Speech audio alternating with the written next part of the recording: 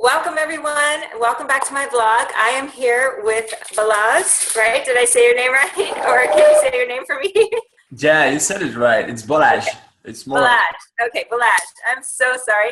But anyway, I'm here and he is a good friend of mine who focuses on focus exercises through rhythms. So Balazs, if you want to tell us a little bit about yourself and how you came up with this idea. Okay, sure. So I'm a drummer, a college student, and an entrepreneur from Hungary. I just also started my online business, which is basically helping people get clear, more focused, and by doing it with the help of rhythmic exercises. So as I said, I'm a drummer. I've been a drummer since 15 years or over a bit, 15 years. And I just don't want it to like do another simple drum teaching and drum educational site, because I didn't feel that's the point. I wanted to inspire people to get used to rhythms, look at drum as an instrument that they can also, or it can also be helpful as an entrepreneur, as a student, or just in life, to be better. And this is what I'm trying to convey. There will be also drum lessons and whatnot. So everything starts with a simple rhythmic exercise, right? Like a memory or focus exercise, right?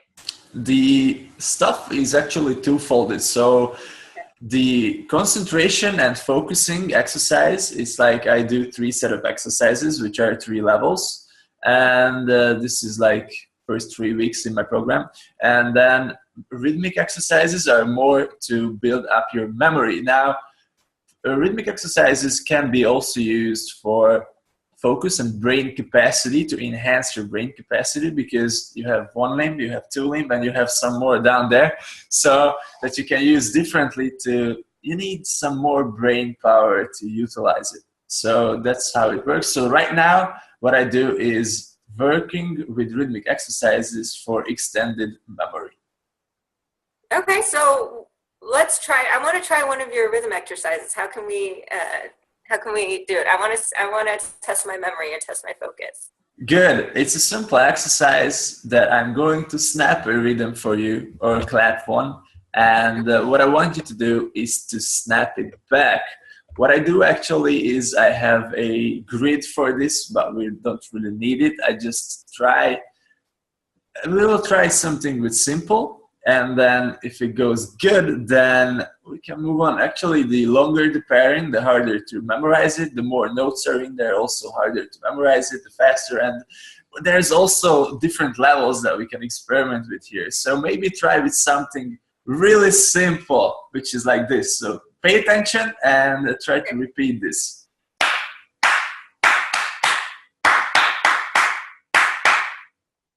Oh, God.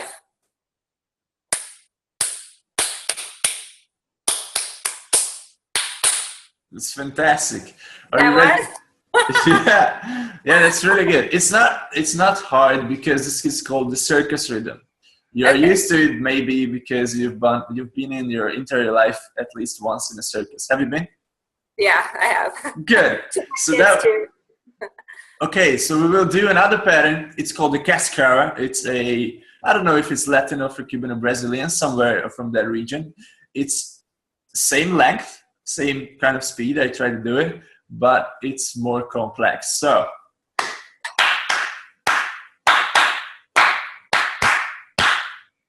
Oh, God.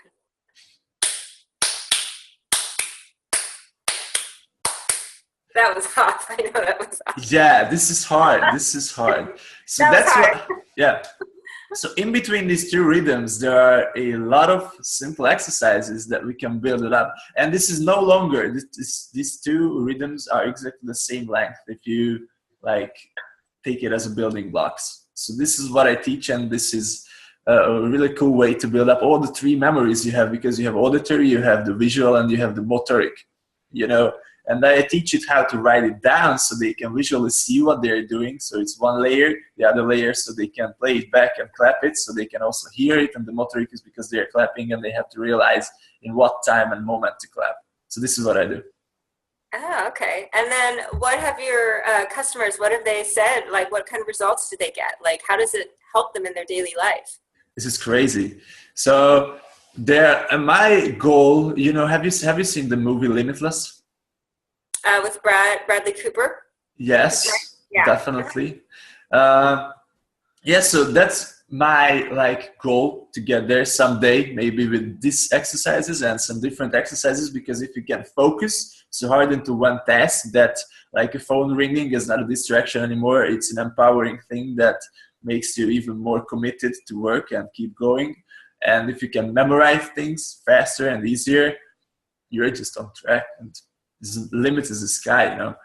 So what they said, it's like they have seen such small improvements because they have just started doing it in a couple weeks, because I launched my first product. It's the efficient studying system, by the way, just a couple weeks. So right now the first couple customers are completely halfway through. So this is when the rhythmic part is coming into the equation, because I said the first 3 weeks is on focusing, but they can see that now they are not completely a different person, but they understand that distractions occur in their life, and they can consciously think about them, that do I want to spend time on them or not? This is it. So when you came up with this product, you know, when you came up with the idea, and you said it was because you wanted to think outside of the box and not become another drummer idea. So how did your creative process work with that? Like when you were thinking of different ways, that different things that you could do. Like I'm sure that must have been challenging, because you're like, oh, I want to be different, but I don't know how. Like, yeah. So what I did was like how drumming can help naturally for people, because a lot of people like playing drums, and I encourage everybody to try it out. Maybe just for sitting down, learning your favorite AC/DC or whatever beat that comes along. And there was a lot of studies that showed or claimed that drummers are just naturally or generally, by being a drummer, more intelligent than, let's say, an average person. And I wanted to go into that more, and I'm not saying this is completely true, because some drummers are really dumb, let's be honest. And so, but I wanted to create something that can help general people, mostly non-drummers who are not used to rhythmic structures and repetitive structures, because, you know, in rhythm and music, there's a lot of repetition that makes it more pleasant for us to hear. Like you say, it's a rap song, a pop song, and repetitive structure can be a chorus or a verse, you know. So by doing rhythmic exercises, it trains their brain to actually see those repetitive structures and hopefully realize them in the context of other information, like taking a course, reading a book, doing something like learning. So this was like the evolution of the process I took from like, okay, drumming, then drummers are smart, then how can drummers help other people become smart too, you know? There you go. That's the problem solving that you need. That's the creative process for sure. So I wanted to ask you a similar question to what you asked me. Now, did you always have a talent for drumming? Like, or were you like a gifted musician as a child, or were you highly trained, or did you just learn by ear? I know like some people just learn by listening and to music. They never took a lesson in their life. So I want to know like how you learned music. Actually, what my current drum teacher says, that I have a natural ability, I am also talented, and I'm hardworking. So this is the 3 most important parts that you can have. It's not saying I'm special. I'm just saying that, yes, maybe I'm talented, but I also really enjoy playing. So me sitting down behind the drum set is freedom, meaning that it's like, come on. So by the way, I started drumming in music school. I had this idea of like, okay, let's go to music school. Why not figure this music thing out? I don't know, because nobody in the family was a musician nor a drummer. So in 2 years in the music school, after, you know, they teach you like solfege and music theory, basic ways, it was time, you know, to choose an instrument. And for whatever reason, I just wanted to be a synth player. I don't know why. I wanted to be a synthy boy. And so the teacher said that this is not an instrument they teach here in the music school, so maybe do classical piano. And I said, no, that's not my instrument. Definitely, I want synth. So, okay, since there's still no synths in the school, so let's go and see if drums are for you or not. So then there was a really cool drum teacher down there in the basement of the school, and he showed me a lot of cool instruments, because in these circumstances of, the music school, I was playing rhythmic instruments, like all sorts, like timpani, marimba, marching snare drum, and all this good stuff. And I was gravitating more towards to the drum set after like 4 or 5 years, just naturally. And I started practicing. That was the time when YouTube started, probably, and I found a really cool teacher there who did this, and got inspired, go to the drum set and show mommy and daddy that I got this from the internet, this is awesome, see me. And they're like, yeah, but this is cool. But they don't know what's going on, so.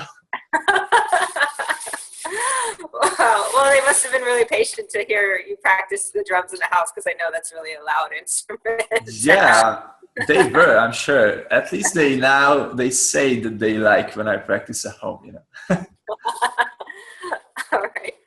So, what kind of creative blocks do you experience? Now, this is what I want to know, because I definitely want to be able to try to help people overcome creative blocks. So, when you get stuck writing music, or just trying to do a rhythm that's really hard, what do you do?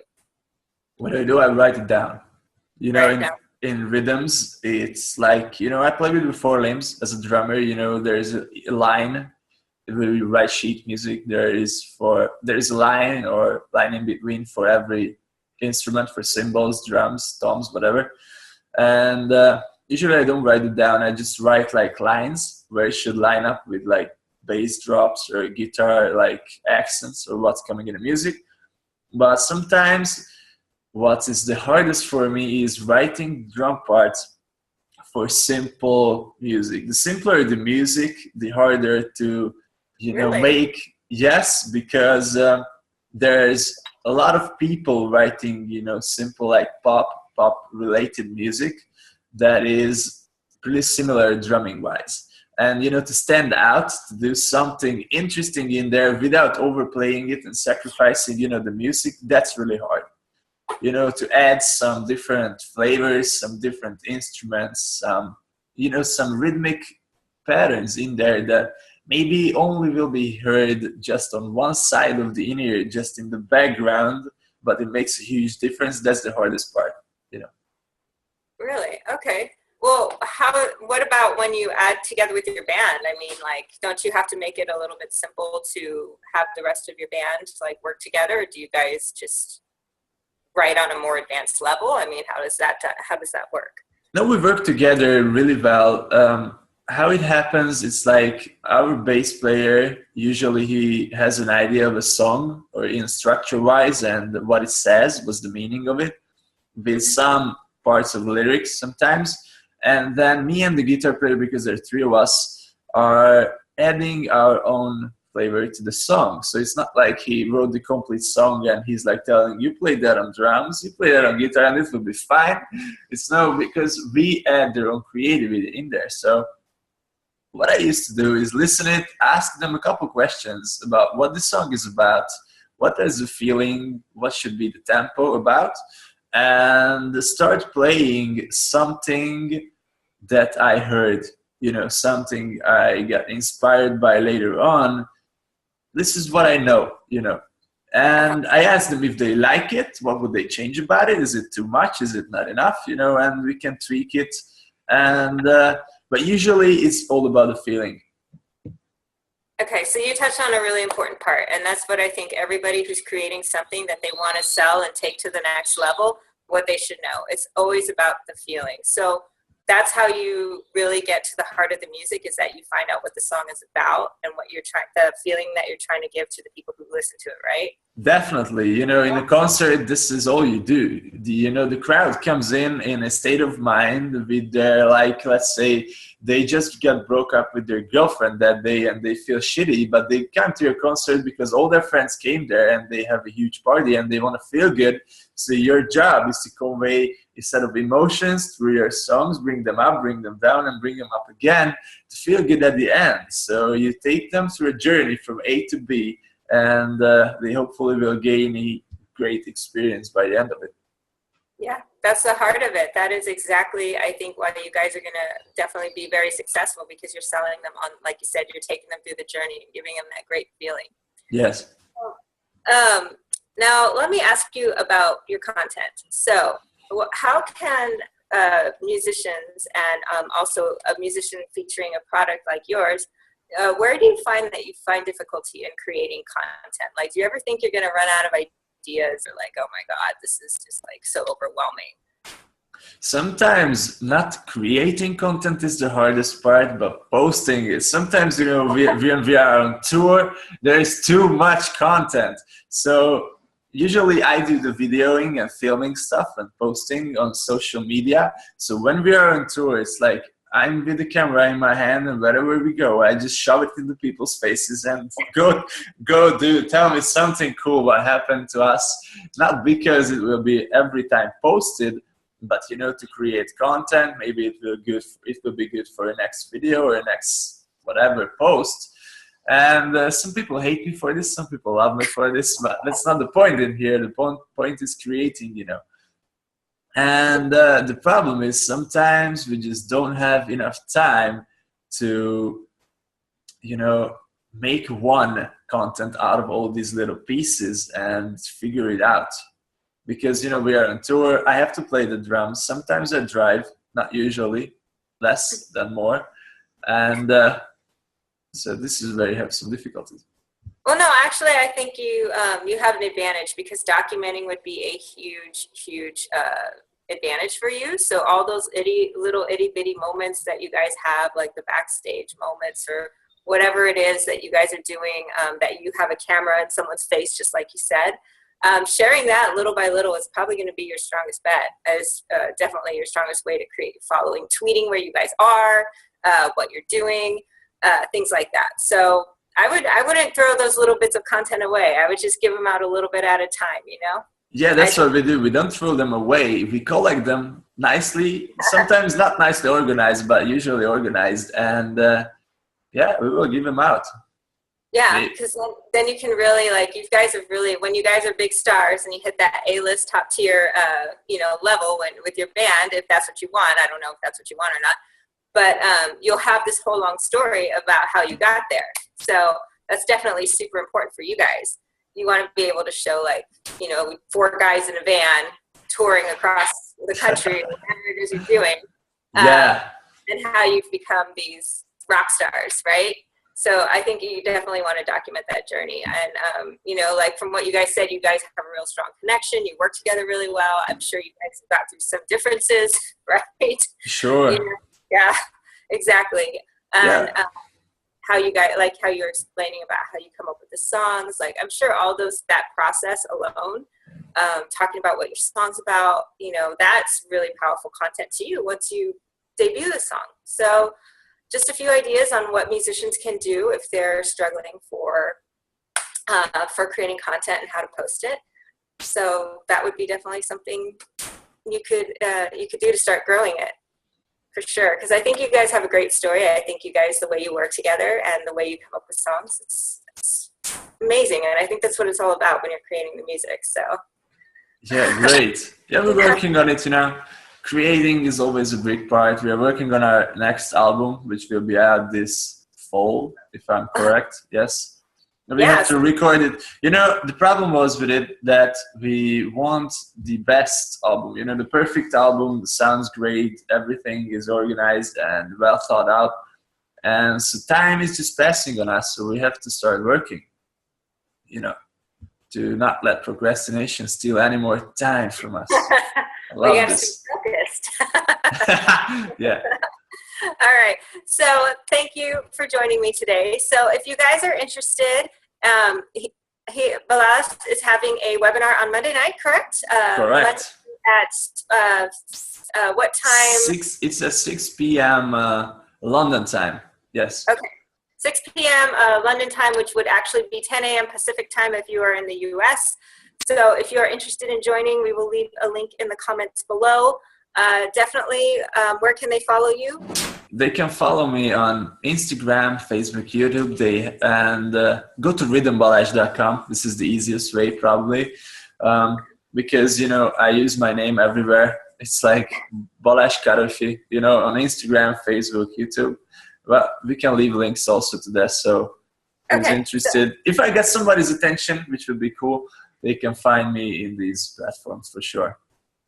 Okay, well, thank you for joining today. Thank you for sharing your rhythm exercises with me and your story about how you create music. That's very inspiring to everybody. So to all of you out there, keep creating. I will see you guys in my next vlog. Bye. Thank you. Bye. Bye.